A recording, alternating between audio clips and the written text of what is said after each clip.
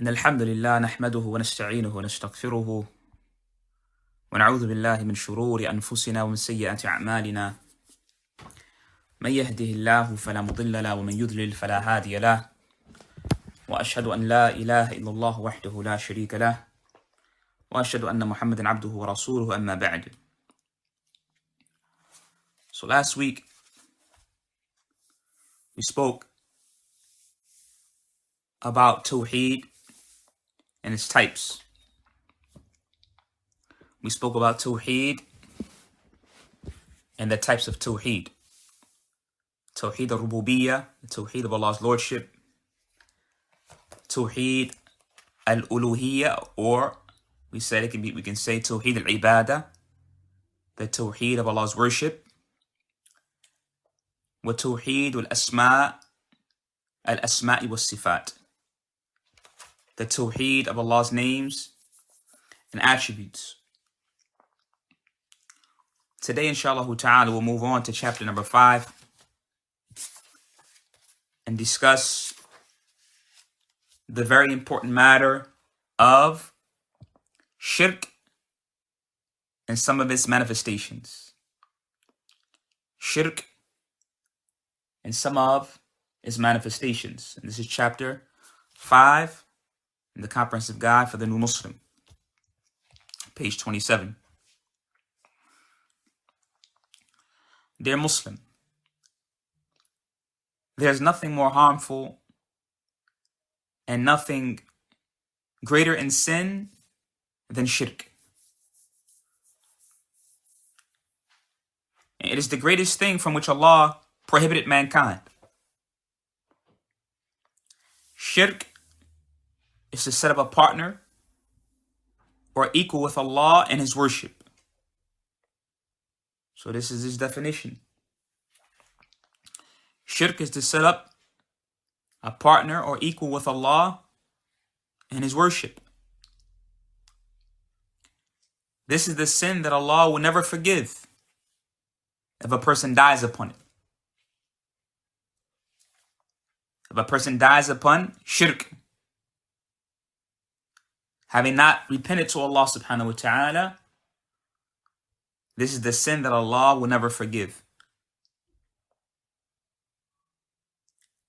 And likewise, shirk is the opposite of Tawheed.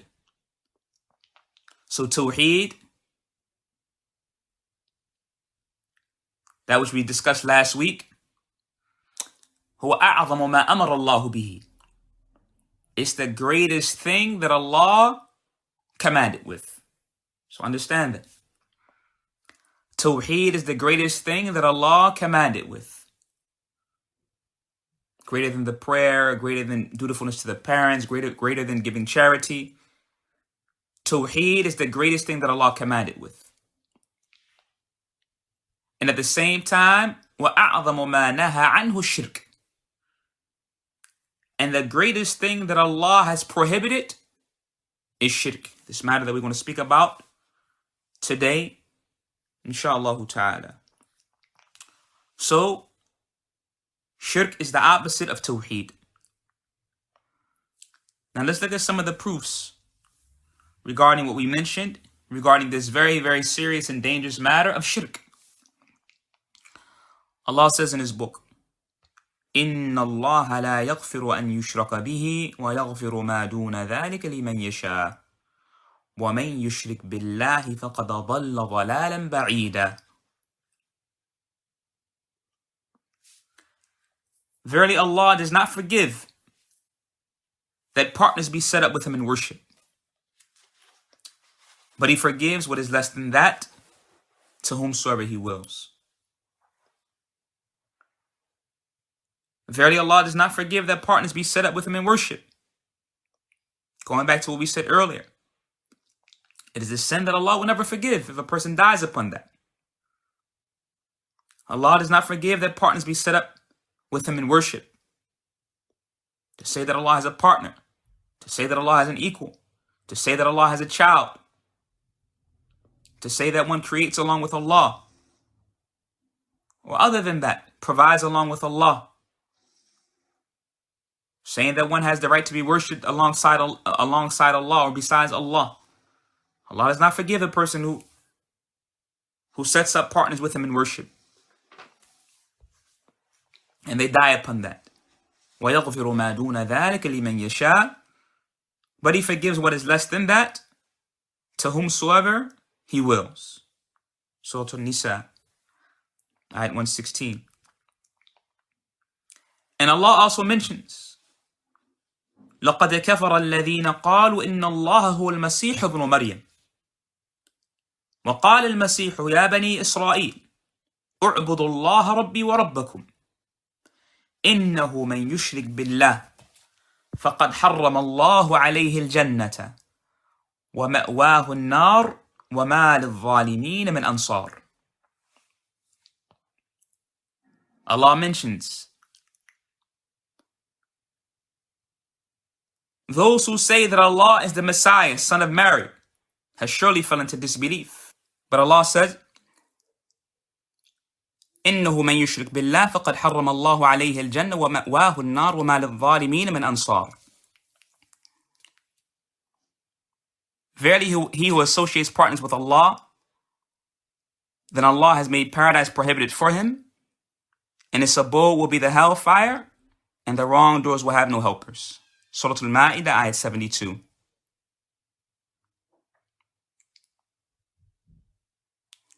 Now,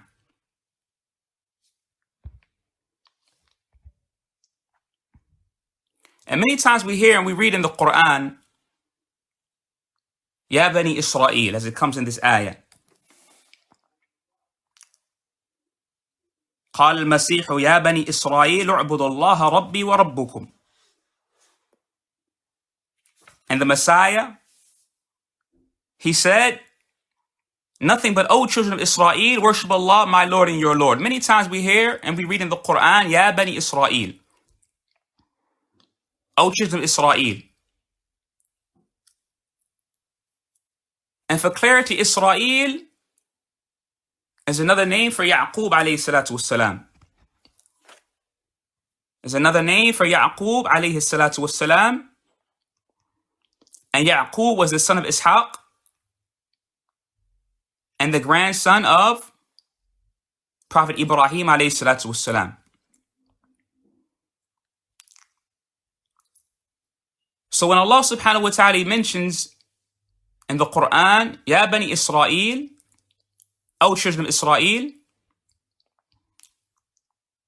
who was intended as the progeny of Ya'qub, the offspring of Ya'qub, whom Allah subhanahu wa ta'ala raised from among them prophets and placed revelation among them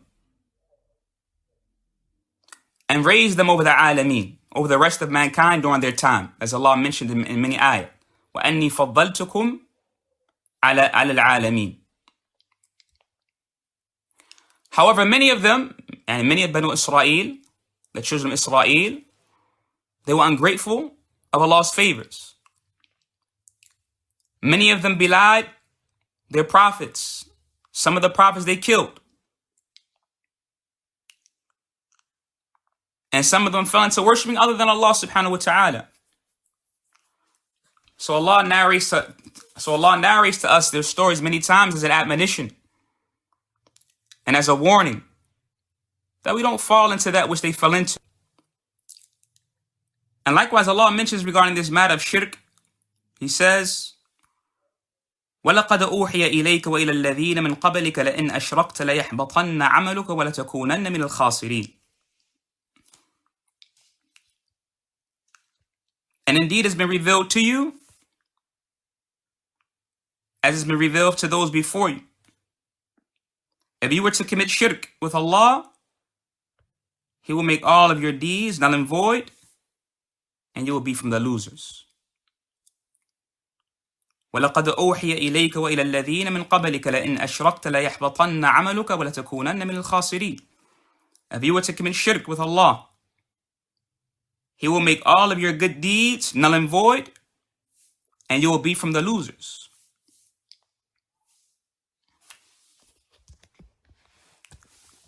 Imam al-Sa'di mentions regarding this ayah He says,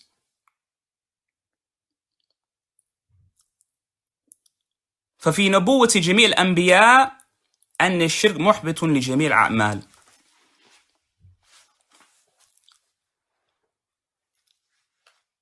He says, shirk nullifies all actions, and this was something all the prophets came with, and all the prophets they taught. This is something that all the prophets they came with. That shirk muhbitun li jami' al-a'mal, that shirk nullifies all actions. Just as Allah mentioned in Surah Al-An'am, after Allah mentioned a number of the prophets, He said regarding them, ذَلِكَ هُدَى اللَّهِ يَهْدِي بِهِ مَنْ يَشَاءُ مِنْ عِبَادِهِ وَلَوْ أَشْرَكُوا لَحَبِطَ عَنْهُمْ مَا كَانُوا يَعْمَلُونَ. That is the guidance of Allah by which He guides whoever He wills from His slaves. And if they were to commit shirk, all of their deeds will become nullified, and they will be from the losers. Now,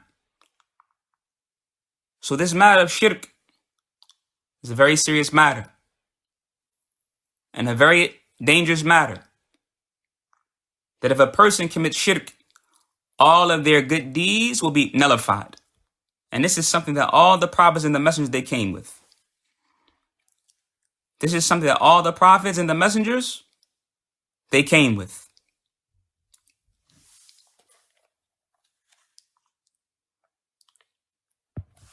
Sheikh Ahmed Najmi, he mentions regarding this matter of shirk, he says, أقول الشرك يهدم الإسلام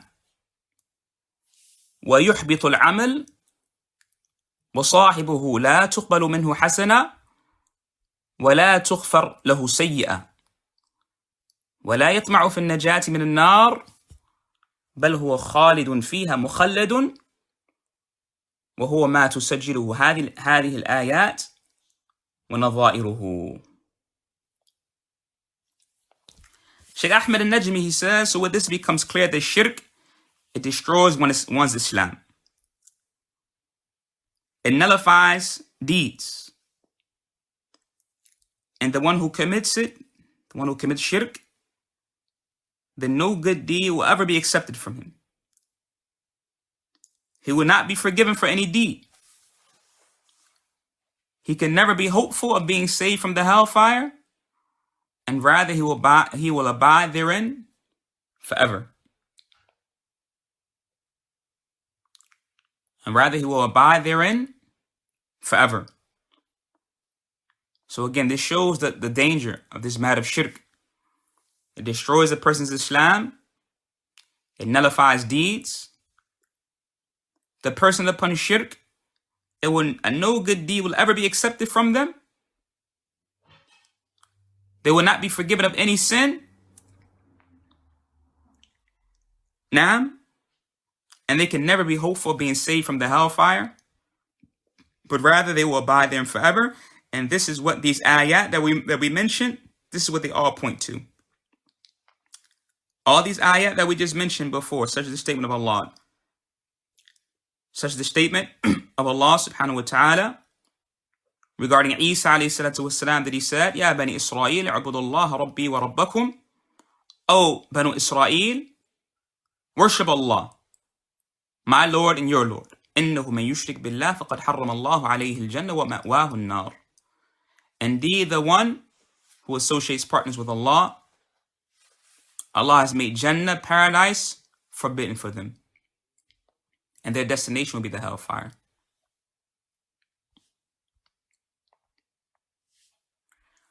And as for shirk, it is of two categories.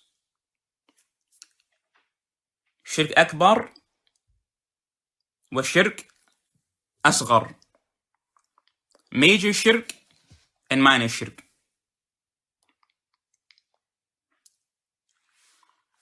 An example of major shirk is to wear a ring or a bracelet or a string to repel a ward of calamities, or wearing amulets or charms to bring about benefit believing that these things independently repel harm or bestow good, and not Allah subhanahu wa ta'ala. And in the Quran, Allah refutes those who carry these false beliefs. And it's not limited to these things that we mentioned. Because you find in every culture, or you find amongst every people, those who make for themselves matters that they claim can ward off harm, or can ward off what they call bad omens, or bring about good, or bring about fortune. You find people, they may carry a rabbit's foot. You may find people that carry charm bracelets. You may find people who wear this new thing, the evil eye necklace, which is now even promoted by some of the major retail companies. Michael Kors and Swarovski and the likes of those companies. They make these evil eye chains and these evil eye amulets and these evil eye necklaces, which people they purchase and they wear. And this is from shirk. So Allah refutes those who carry such beliefs. Allah mentions, وَلَئِن سَأَلْتُهُمْ مَنْ خَلَقَ السَّمَاوَاتِ وَالْأَرْضَ لَيَقُولُنَّ اللَّهُ قُلْ أَفَرَأَيْتُمْ مَا تَدْعُونَ مِنْ دُونِ اللَّهِ إِنْ أَرَادَنِيَ اللَّهُ بِضُرٍّ هَلْ هُنَّ كَاشِفَاتُ ضُرِّهِ أَوْ أَرَادَنِي بِرَحْمَةٍ هَلْ هُنَّ مُمْسِكَاتُ رَحْمَتِي قُلْ حَسْبِيَ اللَّهُ عَلَيْهِ يَتَوَكَّلُ الْمُتَوَكِّلُونَ. Say, tell me then, the things that you invoke besides Allah, if Allah intended some harm for me, could they remove his harm? Or if he intended some mercy for me, could they withhold his mercy? Say, sufficient for me is Allah. In him those who trust put their trust. Surah Al-Zumar, ayah 38. Now, so let's ponder over this ayah. أَفَرَأَيْتُمْ, Allah subhanahu wa ta'ala commanded the Prophet ﷺ to mention to the mushrikeen. أَفَرَأَيْتُمْ, do you not see? أي أخبروني, tell me. مَا تَدْعُونَ مِن دُونِ اللَّهِ, those things that you call upon other than Allah. إِنْ أَرَادَنِيَ اللَّهُ بِضُرٍّ, if Allah wanted some harm to touch me, أي ضر كان, whatever that harm may be. هَلْ هُنَّ كَاشِفَاتُ ضُرِّهِ, could they remove his harm? بِإِزَالَتِهِ بِالْكُلِّيَّةِ, removing that harm in totality. أو بِتَخْفِيفِهِ مِنْ حَالِ إِلَى الْحَالِ, could they lighten that harm? أو أرادني برحمة, or if Allah wanted some mercy, intended mercy for me. يوصل إلي بها منفعة في ديني أو دنياي. Some mercy that Allah would like to, some benefit that Allah would like to bring me in my religion or in my worldly life. Could they withhold Allah's mercy from me? سيقولون لا يكشفون الضر ولا يمسكون الرحمة. Then they'll say, they cannot remove any harm that Allah intends for me, nor could they withhold his mercy if he intends mercy for me. Now, قل حسبي الله عليه يتوكل المتوكلون. So then say, sufficient for me is Allah, in him those who put their trust, they trust.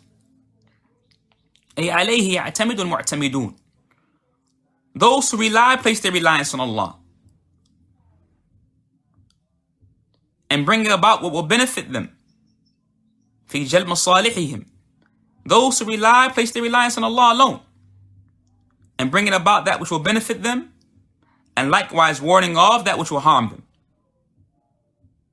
فَالَّذِي بِيَدِهِ وَحْدَهُ الْكِفَايَةِ هُوَ حَسْبِي سَيَكْفِينِي كُلَّ مَا أَهَمَّنِي وَمَا لَا أَهْتَمُّ بِهِ.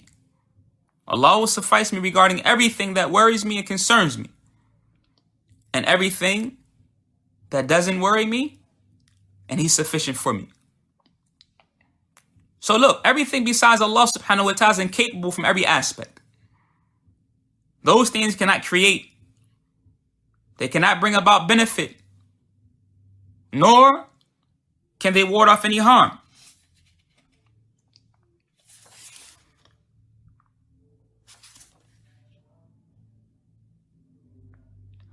And this ayah, and the ayah that we're going to read next, it shows how Allah subhanahu wa ta'ala, He would use Tawheed al-Rububiyyah, that which the mushrikun, they already acknowledged from Tawheed al-Rububiyyah,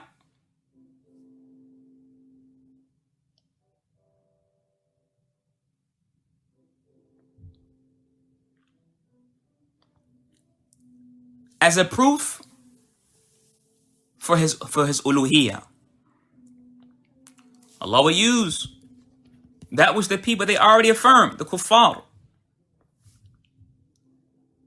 from His rububiyyah, His lordship, then Allah subhanahu wa ta'ala will use that as a proof to establish His uluhiyyah, that He alone deserves to be worshipped. So look at the beginning of the ayah in Surah Al-Zumar. وَلَئِن سَأَلْتَهُمْ مِنْ خَلَقَ السَّمَاوَاتِ وَالْأَرْضِ لَيَقُولُنَّ اللَّهِ. And if you were to ask them who created the heavens and the earth, then they would say Allah. This is something acknowledged, the rububiyyah of Allah subhanahu wa ta'ala. Then Allah subhanahu wa ta'ala commanded Muhammad sallallahu alayhi wa sallam, قُلْ أَفَرَأَيْتَ مَا تَدْعُونَ مِن دُونِ اللَّهِ. Say to them, do you see those things, those matters that you call upon besides Allah? إِنْ أَرَادَنِي اللَّهُ بِضُرٍّ. If Allah intended me some harm, could they remove His harm? Or if He intended some mercy from me, could they withhold His mercy? No, they cannot do it. They cannot do it. If it's the fact that Allah subhanahu wa ta'ala, they already acknowledge that Allah subhanahu wa ta'ala is the one who created the heavens and the earth, and everything in it and between it, then Allah is the sole one who possesses control of that which occurs in the heavens and the earth. And from that is bringing about harm, bringing about benefit or warding off harm. So look, this is the beauty of how Allah subhanahu wa ta'ala uses that which the mushrikun and that which the disbelievers they already acknowledge. Allah uses that to compel them to acknowledge that it's only He who deserves all worship. Also from major shirk is to make a vow, slaughter, or sacrifice to other than Allah. So such as, for example, those who make vows to the righteous, whether the living or the dead, or those who slaughter or offer sacrifices to the dead or living. These are acts of worship. Vowing is an act of worship. Slaughtering is an act of worship. Al-dhabh, al-nadhr. These are acts of worship. They must be directed to Allah subhanahu wa ta'ala alone.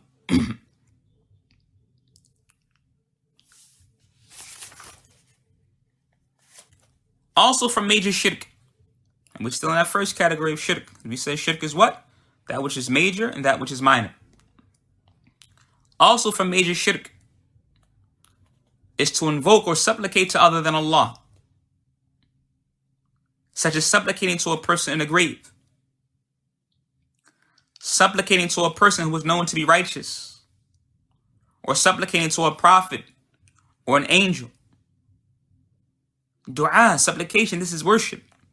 This is an act of worship. And so long as it's an act of worship, it's not permissible that it be directed except to Allah subhanahu wa ta'ala alone, without any partners. إِنَّ اللَّهَ لَا يَرْضَى أَن يُشْرَكَ مَعَهُ أَحَدٌ فِي عِبَادَتِهِ لَا مَلَكٌ مُقَرَّبٌ وَلَا نَبِيٌّ مُرْسَلٌ.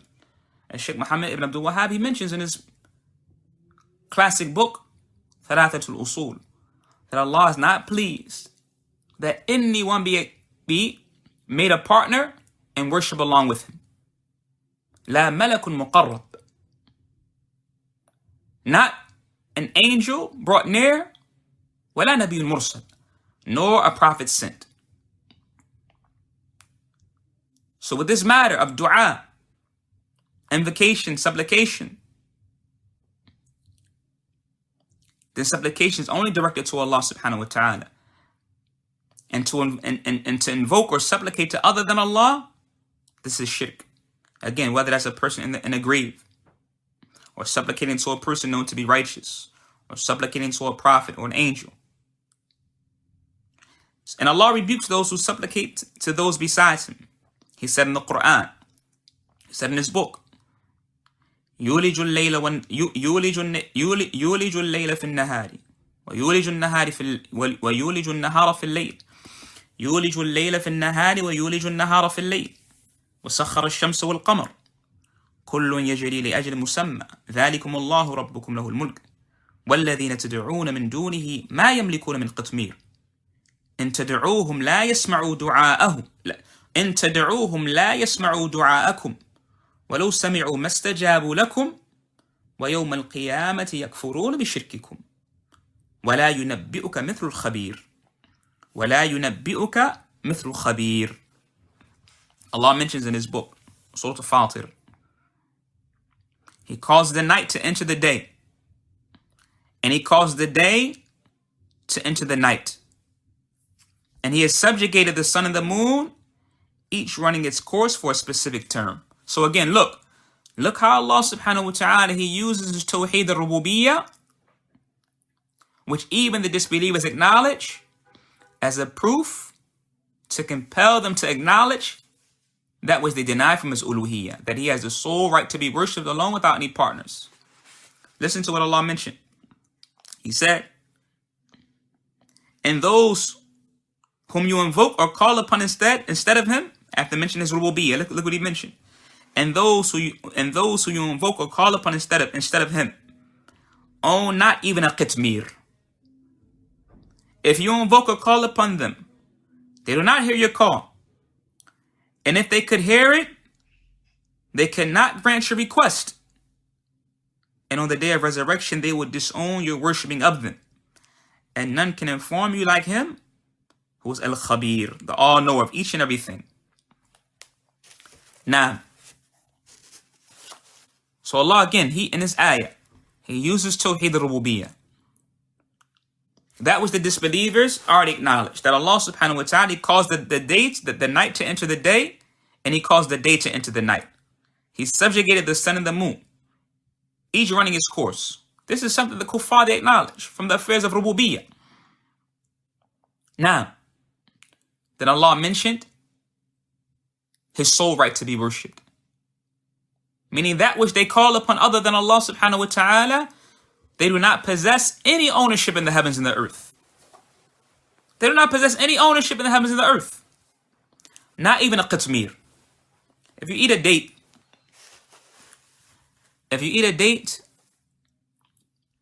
and that seed that you find inside of the date, there's a small membrane that covers the date seed.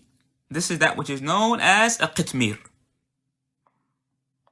That small membrane, it's a very thin film that covers the date seed, to the point that if you touch it, then it just crumbles in your fingers. So those who they call upon other than Allah subhanahu wa ta'ala, they possess not even a qitmir, that very small and minuscule thing. That very, very small and minuscule thing. So they don't possess a qitmir. What about that which is greater than that? What about that which is greater than that? Now,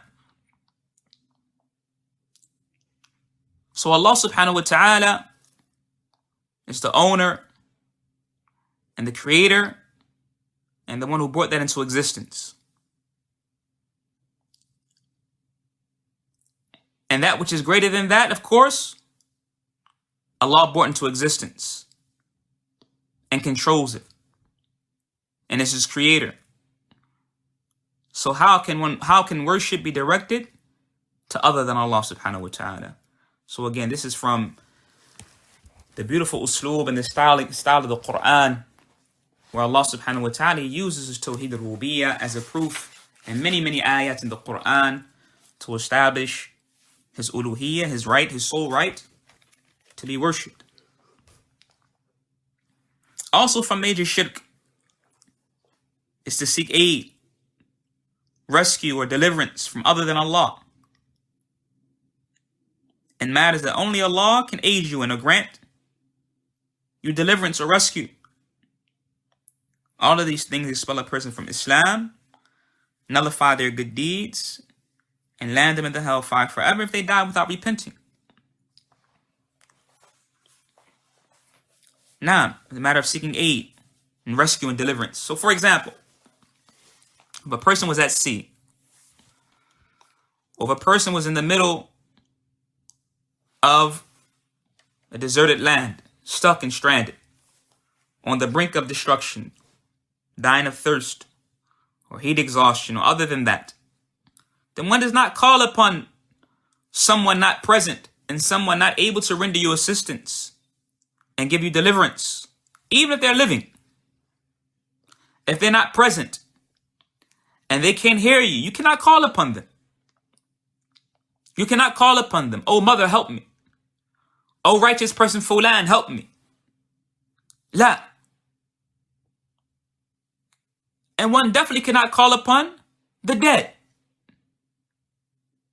One definitely cannot call upon one who is dead. Those who cannot benefit themselves, let alone anyone else. So these matters of isti'ana, seeking aid, istighatha, seeking deliverance and seeking rescue, meaning calling upon Allah, or seeking help in times of dire distress, which is istighatha, seeking rescue and deliverance. These are acts of worship that are only directed to Allah subhanahu wa ta'ala. So in an instance like this, as we mentioned, one calls upon Allah, As-Sami', the All-Hearer, Al-Alim, the All-Knower, the one who can respond to the one in distress, the one who can respond to the one who was in distress. أَمَّنْ يُجِيبُ الْمُضْطَرَّ إِذَا دَعَاهُ وَيَكْشِفُ السُّوءَ وَيَجْعَلَكُمْ خُلَفَاءَ الْأَرْضِ أَإِلَهٌ مَعَ اللَّهِ. So Allah mentions in another ayah. Who is it that responds to the one in distress when he calls upon him? And he removes evil and harm, and he makes you successors throughout the earth. Is there another deity along with Allah? La.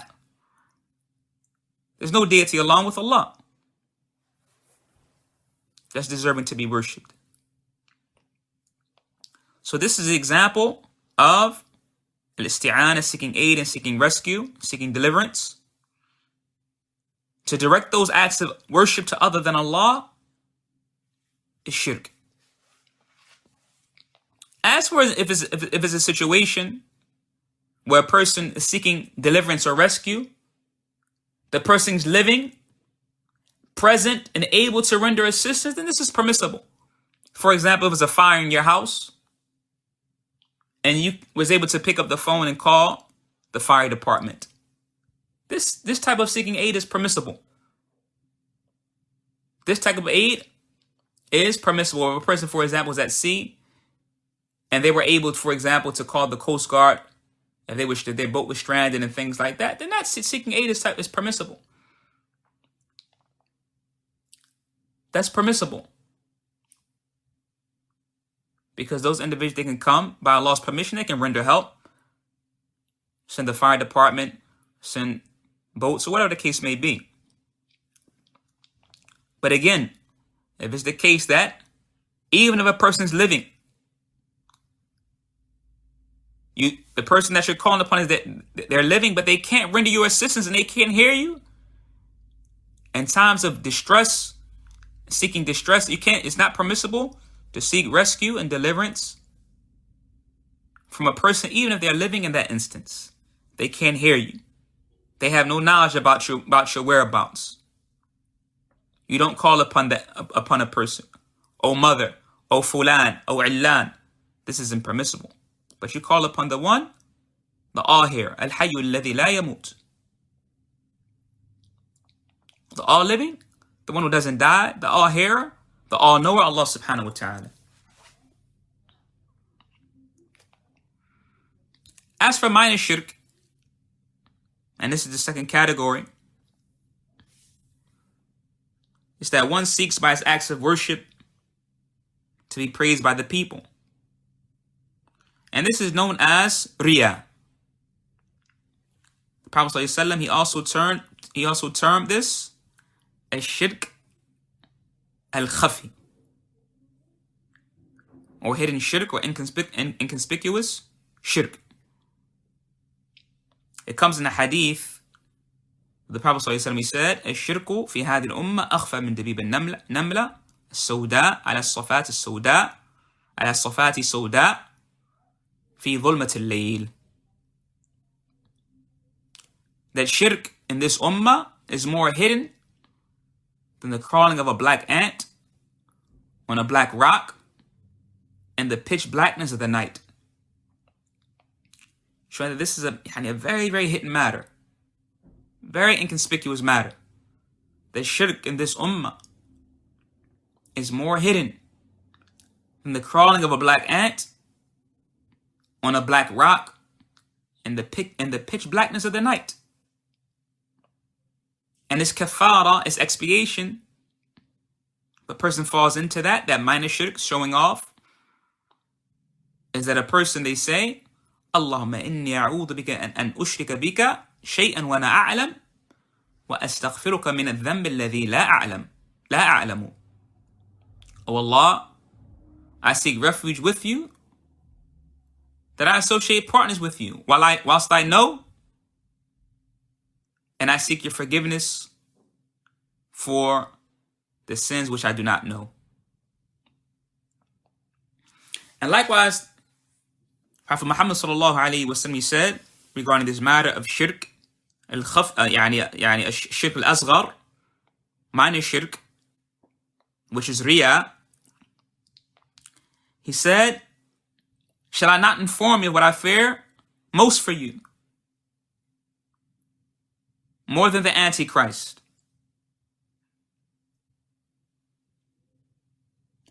They said, "Certainly." He said, "It is the hidden shirk, that a person stands and prays and beautifies his prayer because he sees a person looking at him." So now, when a person stands and prays, or when a person does any act of ibadah, then they do it for Allah subhanahu wa ta'ala, and they do it seeking the pleasure and the reward in the face of Allah subhanahu wa ta'ala.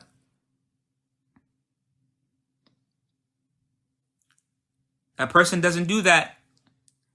A person doesn't recite the Quran, for example, so that a person can say, well, he has a good recitation. Or a person doesn't give charity in order that it be said that this person is such and such is generous. And other than that, these are matters which are very dangerous. And it comes in a hadith, a long hadith narrated by Abu Hurraira radiallahu ta'ala anhu, that these will be from the individuals that the fire will touch. The first individual the fire will touch in the hereafter. Those who did deeds that should be directed to Allah subhanahu wa ta'ala alone, but they did it in order to show off and be praised by the people. The person who read the Quran and recited the Quran and taught people knowledge. And the person we brought Yawm al-Qiyamah, what did you do with that knowledge? I recited the Quran for you and I taught the people. And it will be said to that person, كذبت, you've lied. لكن قرأت القرآن ليقال قارئ. You recite the Quran so it can be said regarding you that you're a reciter. And you taught the people now so it can be said of you, عالم. وقد قيل, and it was said. And that person will be thrown into the hellfire. And like that, the person who gave charity and the person who fought in the cause of Allah, only so it can be said of him Jari'un, he's courageous. To the end of that long hadith. So, this is likewise minor shirk. It shouldn't be deemed insignificant. We shouldn't just see that it says minor and that we deem it to be something small and insignificant. That no shirk is minor or insignificant. All of it is dangerous. And likewise, from minor shirk is that a person swears by other than Allah. Such as the statement of some people, when Nabi, I swear by the Prophet. Or I swear by my father, or I swear by my children, etc. The Prophet ﷺ said, لا تحلفوا بآبائكم. Do not swear by your forefathers. Whoever swears by Allah, then let him be truthful. And likewise, he said, whoever swears by other than Allah has committed shirk or kufr. Whoever swears by other than Allah has committed shirk or kufr.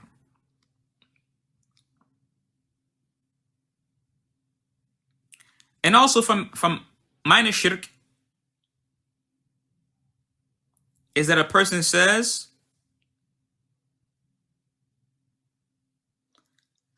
if it wasn't for so-and-so, such and such wouldn't have happened. Or if it wasn't for such and such, then such and such matter wouldn't have happened. لولا كذا ما حصل كذا. If it wasn't for this, this wouldn't have happened. If it wasn't for so-and-so, this wouldn't have happened. Because it comes in a hadith that that's saying if in this instance, saying if in this instance, meaning objecting to what Allah subhanahu wa ta'ala decreed, and this opens the door of shaitan. This opens the door, taftah. This opens the door of the devil and his whisperings.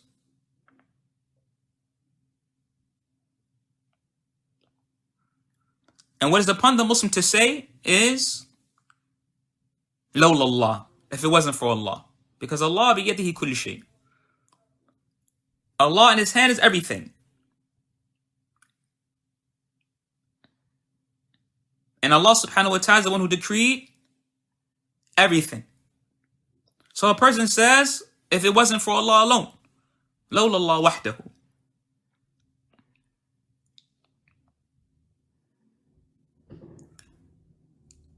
And likewise, it's permissible to say, if it wasn't for Allah, then so-and-so. If it wasn't for Allah, then so-and-so. Because then it doesn't necessitate equality.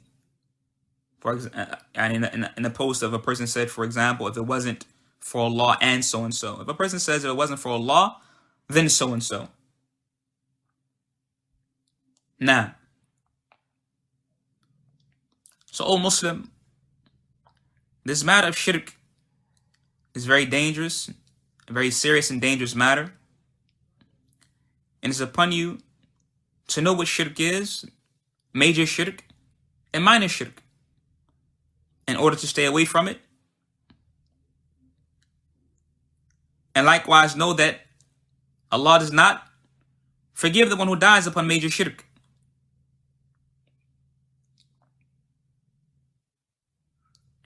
Allah does not forgive the one who dies upon major shirk. And also the action that is mixed with minor shirk, such as riyā, is rejected and not accepted by Allah subhanahu wa ta'ala. It's not accepted and is rejected by Allah subhanahu wa ta'ala.